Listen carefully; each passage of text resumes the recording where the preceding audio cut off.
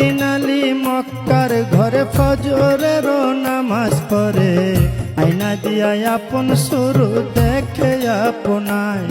ওরে আয়নাতে রূপ দেখে আলী অমনি উঠিলেন বলি, আমার মতো এমন সুন্দর নাই আর দুনিয়ায়।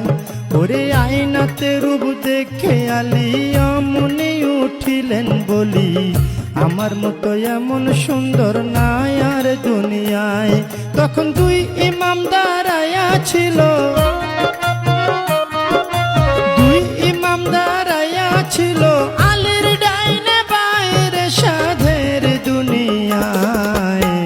যার যেখানে মরণ লেখা যায়, তবে যার যেখানে মরণ লেখা যায় রে সাধের দুনিয়ায়, যার যেখানে মরণ লেখা যায়।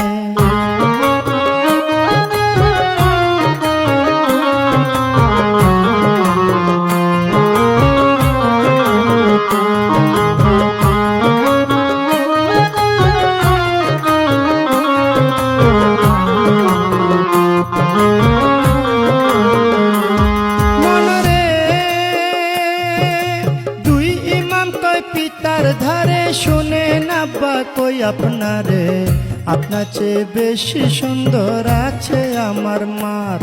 মায়ের বাতুনি এক সুরত আছে, যে দেখছে সে পাগল হইছে। বিনায়া বিনায়া বলছে ইমাম দুইজনায়। ওরে এই কথা শুনিয়া আলী গুসাতে বলিলেন খুলি, দৌড়াইয়া তখন আলী ঘরে চইলা যায়। ওরে গিয়া বলছে জোহরা রে, শোনো জোহরা কই তোমারে। বিনায়া বিনায়া বলছে আলী মরতু যায়। জোহরা তুমি আমার ঘরের স্ত্রী, সকল সুর দেখতে পারি, তবে কেন প্রাণের শরীর দেখাও নাই আমায়। তোমার বাতুনি এক সুরত আছে, দেখাও নাই কেন আমার কাছে। এই কথা বলিলেন যখন আলী মরতু যায়। ওরে এই কথা শুনে ফাতেমায় মনের মধ্যে ব্যথা পায়। ফরিয়া জানাইলেন মাওলারি দরগায়, মাওলা গো আমার বাতুনি সুরতের কথা যে কইয়া লাগাইছে ব্যথা। জহরে কহরে মরণ হয়েছেন দুইজনার। এই অভিশাপ যখন দিল মাওলাজি হুকুম করিল, ফেরেশতারা লেখা নিল আরশ মহল্লায়।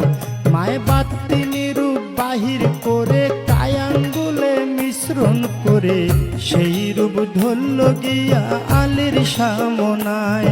ওরে কায়াঙ্গুলের রূপ দেখিয়া আলী গেল বেহুশ হইয়া, তেল পানি দিয়া ফাতেমায় হুশ ফিরায়। ওরে হুশ ফিরিয়া আলী ঘরের বাইরে গেল চলি, নিরালা জাগাতে বসলো আলী মরতু যায়। এবার নিরালা জাগাতে গিয়া দুই ইমামকে ডাকাইয়া, বিনায়া বিনায়া বলছে আলী মরতু যায়।